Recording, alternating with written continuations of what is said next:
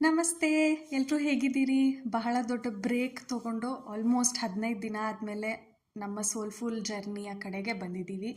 ಇವತ್ತು ನಾವು ಹೀಗೆ ಚಳಿ ಸಾಯಂಕಾಲ ಏನಾದರೂ ಬಿಸಿ ಬಿಸಿಯಾಗಿ ಖಾರವಾಗಿ ತಿನ್ನಬೇಕು ಅಂತ ಅನ್ನಿಸ್ತು ಅಂತ 3 ಜನನೂ RR ನಗರದ ಕಡೆ ಹೊರಟ್ವಿ.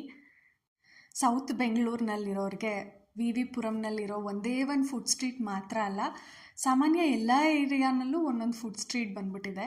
ಹೀಗೆ ನಾವು RR ನಗರದ ಕಡೆ ಕೂಡ ಒಂದು ತಿಂಡಿ ಬೀದಿಯನ್ನು ಹುಡ್ಕೊಂಡಿದ್ದೀವಿ.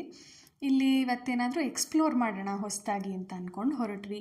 ಹಾಗೆ ಹೋಗುವಾಗ ನಮ್ಮ ಕಣ್ಣಿಗೆ ಬಿದ್ದಿದ್ದೇನು ಗೊತ್ತಾ? ನೋಡಿ, ಇದೇ ಹೊಸ ಫುಡ್ ಟ್ರಕ್ ಫುಡ್ ಮಾಮಾ ಅಂತ. ಇದೊಂದು ಪ್ಯೂರ್ ವೆಜಿಟೇರಿಯನ್ ಫುಡ್ ಟ್ರಕ್ ಹೊಸದಾಗಿ ಶುರುವಾಗಿದೆ.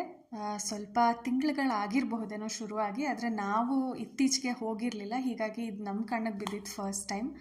ನಾವು ಈ ಸಲ ಆಲ್ಫ್ರೆಡೋ ಪೆನೆ ಪಾಸ್ತಾ ಮತ್ತು ಫ್ರೆಂಚ್ ಫ್ರೈಸ್ನ